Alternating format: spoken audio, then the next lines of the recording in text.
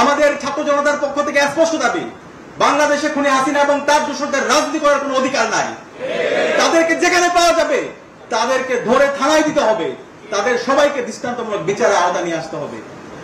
জার্মানিতে যেভাবে নাৎসি বাহিনীকে নিষিদ্ধ করা হয়েছে, ইতালিতে যেভাবে মুসলিমকে নিষিদ্ধ করা হয়েছে, একইভাবে বাংলাদেশে আওয়ামী লীগ, ছাত্রলীগ, যুবলীগ, খুনি হাসিনার দোসরদের রাজনীতি করার কোনো অধিকার নাই। তাদের সবাইকে দৃষ্টান্তমূলক বিচার আওতায় নিয়ে আসতে হবে। বাংলাদেশে রাজনীতি করবে বাংলাদেশপন্থী যারা আছে তারাই। এর বাইরে যারা ফ্যাসিবাদ কায়েম করেছে, যারা আইনাগর তৈরি করেছে, যারা গুম খুন করেছে, তাদের রাজনীতি করার কোনো অধিকার নাই। এবং একই সাথে এই যে গুম খুন, গণহত্যা, শিশু হত্যা, এই সব কিছুর সাথে জড়িত রাষ্ট্রের যত ইনস্টিটিউশন গুলো আছে, এই ইনস্টিটিউশনের সাথে যারা জড়িত ছিল সবাইকে বিচারের আওতায় নিয়ে আসতে হবে।